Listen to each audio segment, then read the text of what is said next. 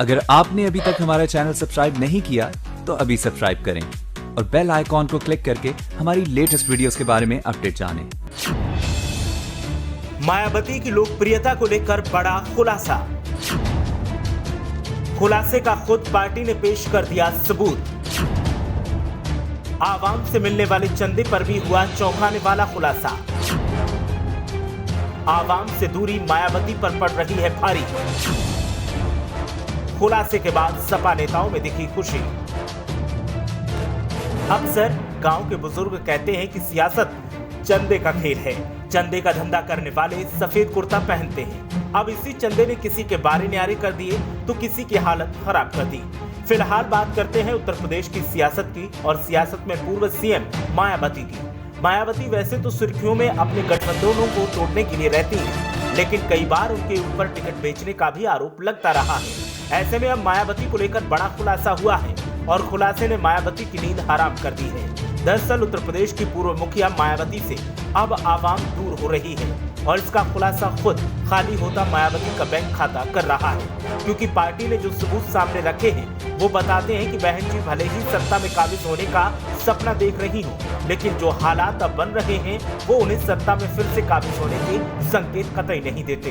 दरअसल खुलासा पार्टी को मिलने वाले चंदे को लेकर हुआ है और चंदे से मायावती के पतन के साफ संकेत मिल रहे हैं। दरअसल बीएसपी ने चुनाव आयोग को जो जानकारी दी उसकी माने तो बहन जी को कभी लाखों में चंदा मिला करता था, लेकिन इस बार बीएसपी को किसी ने 20,000 से ज्यादा भी चंदा नहीं दिया और यही वजह है कि अब मायावती के सियासी भविष्य पर सवाल उठने लगे हैं।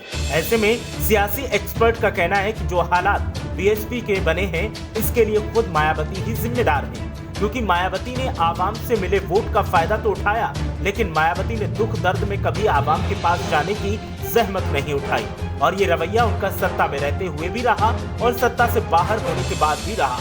मायावती कभी किसी भी बड़े मुद्दे पर खुलकर ना तो सड़क पर दिखी और ना ही उनके कार्यकर्ता दिखे। गजब की बात तो ये है कि कोरोना काल को भी अगर देखा जाए तो कोरोना काल में भी मायावती लोगों से तो मदद की अपील करती रही, लेकिन खुद किसी की मदद के लिए कोई ऐलान नहीं किया और ना ही उनके नेता ऐसा करते दिखे। वहीं सपा नेताओं की अगर बात करें तो वो सड़कों पर भी नजर आए और लोगों की मदद करते भी दिखे। मायावती के इसी रवैये का नतीजा है कि अब मायावती की सियासी स्थिति बेहद कमजोर होती जा रही है और पार्टी को मिलने वाला चंदा उसका सीधा सीधा उदाहरण है।